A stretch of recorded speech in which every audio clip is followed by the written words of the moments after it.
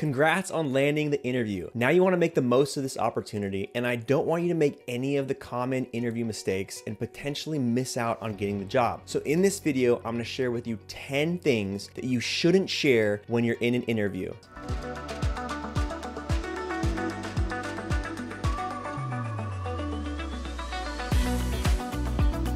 Hey everybody, it's Yuji from Better Career, and today I want to talk to you about interviewing and specifically what you shouldn't share when you're speaking with a recruiter or a hiring manager. But before we get too far into it, if you're interested in more career-related content just like this, directly from a senior level hiring manager in tech, make sure you hit the subscribe button, and you might also want to hit the notification bell so you don't miss out on any future videos. As a hiring manager, I've conducted thousands of interviews in my career, and I've also had many different recruiters work for me. And I've had some pretty interesting interactions with candidates over the years, and there are some common things that I've heard candidates reveal in interviews that they probably shouldn't have, because it's probably not in their best interest to share these things. So I put together a quick list of things that you should not share with your interviewer, even though at first glance they might seem fairly harmless. After all, interviewing can feel a bit like navigating a minefield. One wrong step and your application ends up in the rejection pile, and we absolutely want to avoid that. So let's dive into this list of things that you should avoid sharing in your interviews. The first thing to avoid sharing is the real reason why you're leaving your current employer. Look, I'm not suggesting that you should lie about why you're leaving, but you might not want to share the entire situation. And you certainly want to make sure that you've carefully thought through how you would respond to this type of question. And you want to frame your reasoning in a positive way to show that you're in pursuit of a better career opportunity rather than you're running away from a situation that you're unhappy with. For example, if they were to ask you why you're leaving your current job and you start by saying how horrible your boss is, the company is unfair to you, and your colleagues are lazy, it could come off and give the impression that you're difficult to work with and would potentially be a problem for the hiring team as well. And that would certainly raise a red flag for anybody that's interviewing you. So one way you could respond to this question is by saying something along the lines of, I'm now seeking new challenges and opportunities for growth that align more closely with my long-term career goals. Your company's commitment to innovation and the company's mission resonates strongly with me, and I believe this role will allow me to further develop my skills while contributing meaningfully to your team. You'll want to add specific examples to that statement, but you can see how I focused on the role and the company that I'm interviewing for, and I didn't spend too much time talking about my current or previous employer. So my advice to you here is to prepare how you will articulate the response to this question so it doesn't come across as threatening to the employer. Now, taking a step further, you also want to be very careful about sharing your career plans if they don't align with the job that you're interviewing for. Inevitably, you're going to be asked about your career plans, or maybe where you see yourself in 3 to 5 years, or some variation of that question is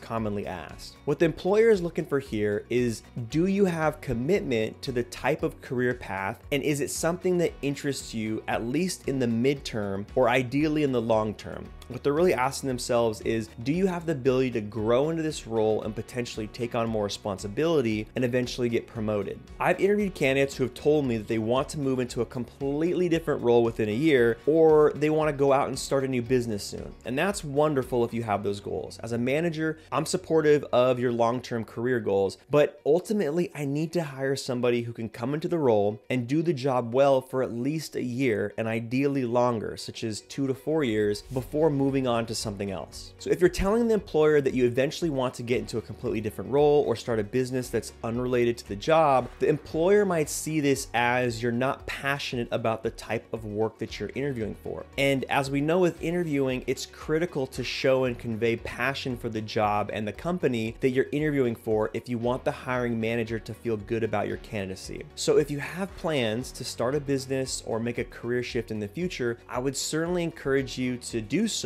but just to make sure that you're thoughtful about how you message it when you're interviewing. If you feel like you've learned something so far, I'd be grateful if you gave this video a like to help spread the word in support of others who might be interviewing or in their job search. Now, the next thing to avoid sharing is that you're in desperate need of a job. In today's job market, it's understandable to feel a sense of urgency in securing employment. You may truly be in need of a job ASAP because maybe you were laid off and you've been job searching for a while and now you really need a stable paycheck. However, resist the urge to convey desperation and frustration during interviews. At the end of the day, employers are looking for confident and capable candidates who are genuinely interested in the role, not just individuals who appear overly eager for any type of job. This is basic human psychology. It's similar in the dating world. When someone has a high sense of urgency and shows desperation, they actually end up pushing their target further away from them.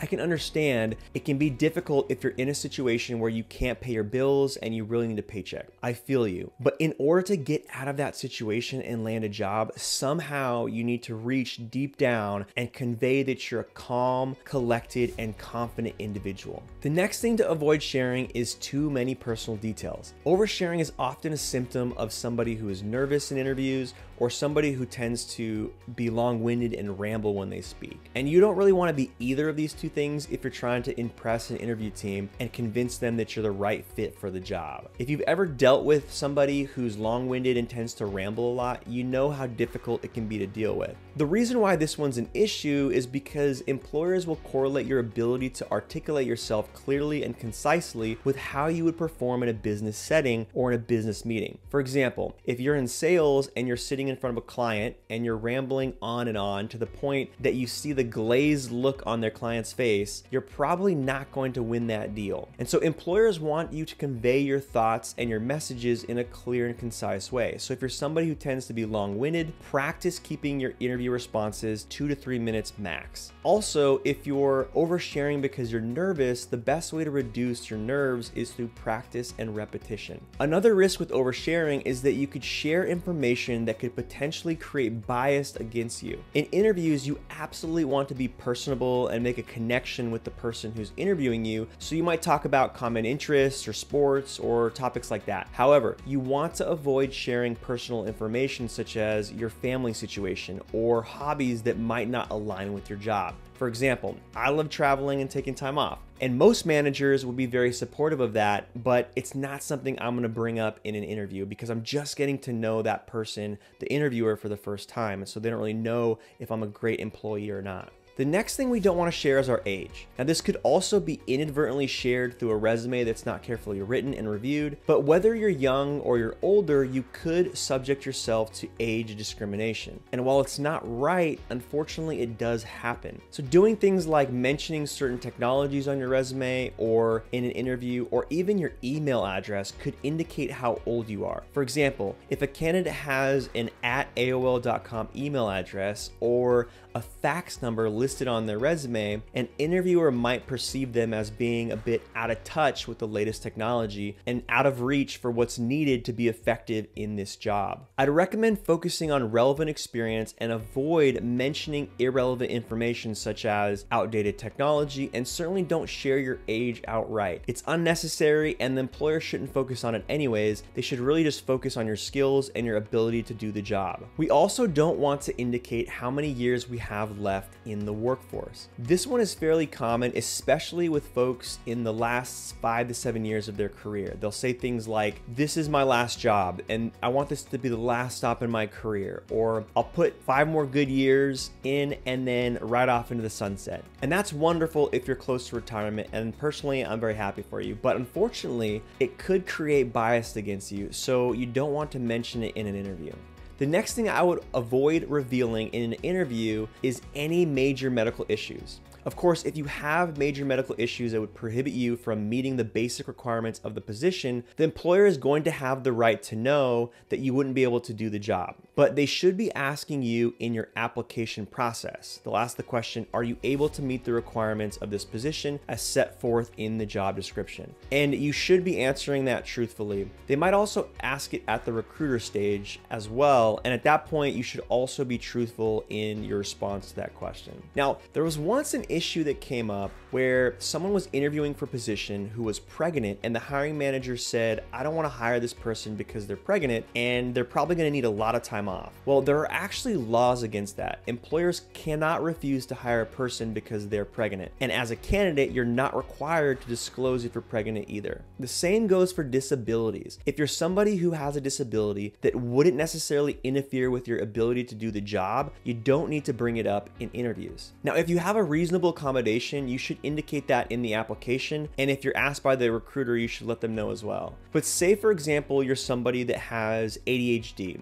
and you want the employer or the hiring manager to be aware of that dynamic. Or maybe you want a reasonable accommodation. At the time of the offer is when you would bring that up. I would not bring it up during the actual interview because you don't want them to have a bias that they form against you inadvertently or unconsciously. Because after all, we want to be hired for our ability to perform the job based on the requirements for the position. So just keep that in mind. The next major mistake, and the one I definitely wouldn't reveal, is your political views. Now, this one might be obvious that it's best to stay away from politics in a professional setting, but I've seen it come up surprisingly often. And as tempting as it may be, and as aligned you think you are to the company's mission or your hiring manager's viewpoints, be very careful with what you share here because the political spectrum, as we know, is very wide and it's very contentious. And so it's better just to stay completely out of it because you never know the political views of your hiring manager. And the final thing I want to cover in today's video is one that's definitely important to you, and it comes up all the time during the recruiter phone screen. It's about revealing your previous salary when asked about it. I strongly advise against disclosing your previous salary because it locks you into that amount. If you had a high salary and properly valued yourself throughout your career,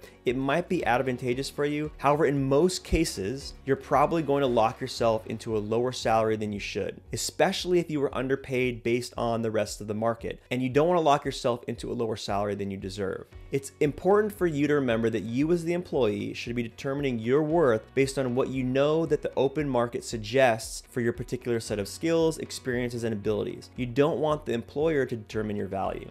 The way to handle the salary question is to ask the recruiter what their budgeted range for the role is. And when they tell you, which they usually will, you can say that you're in that range. Or if you need to be higher, you can let them know. Now, if you need more guidance on how to answer the salary question, check out my other video on managing salary expectations and negotiating your job offer. It will give you a ton of information on how you can go about maximizing your job offer when you get it. If you want to speed up your job search, that's what we at Better Careers specialize in. We have a program called the Job Accelerator that gives you step-by-step guidance to how to land a job offer in this competitive job market. And what makes this program incredibly unique and effective is that we provide you with live coaching and a community to support you through every step of the process, from crafting your resume and your LinkedIn profile to ensuring you ace your interviews, as well as effectively negotiating your job offer. In fact, the negotiation coaching we provide typically earns our members between an extra $5,000 and $20,000 on top of their initial job offer, which easily pays for the program that costs around the same price as a LinkedIn subscription. So whenever you're ready, the link to the program is in the description below.